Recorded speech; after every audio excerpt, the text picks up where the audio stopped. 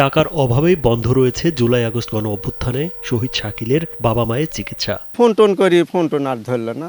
একমাত্র উপার্জনক্ষম সন্তানকে হারিয়ে অসহায় হয়ে পড়েছে পুরো পরিবার। ওই চিকিৎসায় ফ্রি, ওষুধপাতি সব আমাকে টাকা দেয়। জুলাই ফাউন্ডেশন, বিএনপি ও জামায়াতে ইসলামী থেকে সামান্য আর্থিক অনুদান পেয়েছে পরিবারটি। অনুদানের ওই টাকা দেনা পাওনা পরিশোধ করতেই শেষ হয়ে যায়।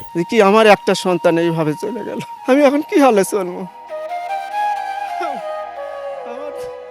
এমনকি নেই মাথা গোজার একটি ঘর। তাদের চাওয়া সরকার যেন দীর্ঘমেয়াদী সাহায্য করে, যা দিয়ে সংসার চালাতে পারবে। সরকার যে আমাকে একটা বাড়ি ঘর করে দেয়, তাহলে আমার মাথার উপরে একটু হবে সহযোগিতা।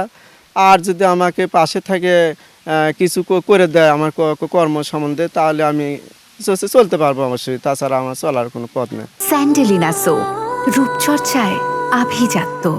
বগুড়ার গাবতলী উপজেলার বাহাদুরপুর গ্রামের দিনমজুর মোখলেসার রহমানের ছেলে শাকিল হাসান দরিদ্র পরিবারের সন্তান হয়। এইচএসসি পাশের পর পড়াশোনা চালিয়ে নেওয়ার জন্য ঢাকার যাত্রাবাড়িতে একটি ডায়াগনস্টিক সেন্টারে ডাক্তারের সহকারী হিসেবে চাকরি নেন।